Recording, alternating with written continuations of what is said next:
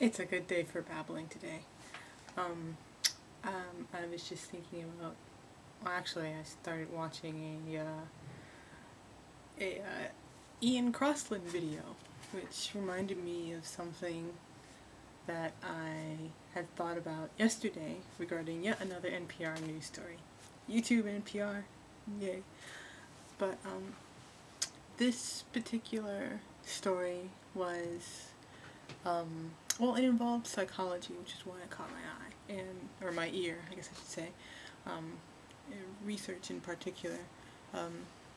The NPR guy was talking to a researcher about politics, another interest of mine, but this was specifically about an analysis of how third-party candidates can affect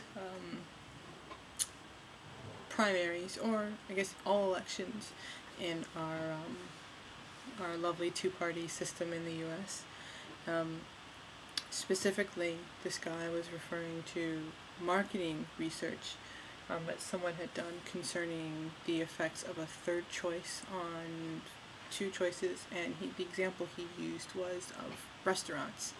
And I won't get into too much of the details, but basically it was about the distance of restaurants and how many stars the restaurants had.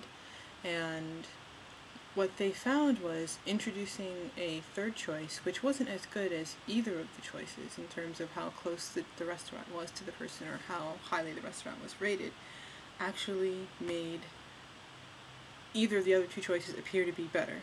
The way I picture this was, if you have the two people and then you expand, or the two choices and then you expand to a third, this middle option here, you suddenly have a broader field for understanding this middle option.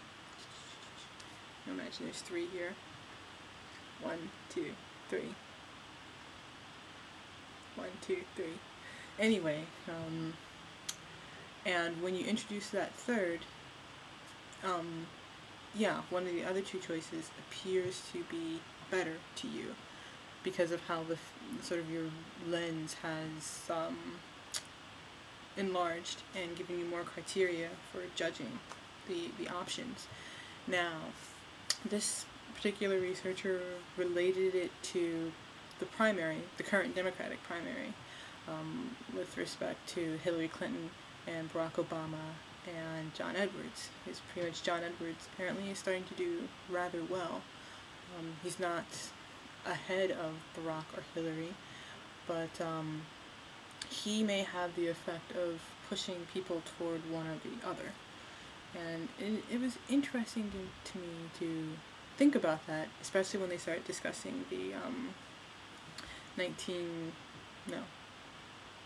2000 election with Al Gore and our lovely current president and Ralph Nader.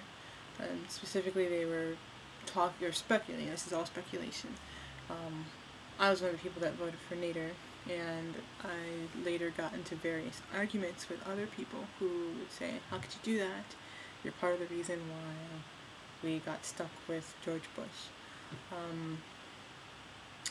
Now, if you look at, and this is, stretching, but if you look at that research on how third choices affect the two main choices, in actuality, Ralph Nader may have had the effect of pushing more people toward Gore, just because by expanding the vision of what was available, he looked a little bit too out there. And because he was a little too much out there, then people who were sort of on the fence would suddenly see Al Gore as being a better option. So there's no way to quantify that. You won't be able to go back and look at the voting records to tell that. But it's an interesting thought, I think. And maybe if you're one of those people who gets sort of, I guess, made fun of or otherwise talked down upon by your liberal friends for voting for third parties, well, there you go. You now have a counter-argument.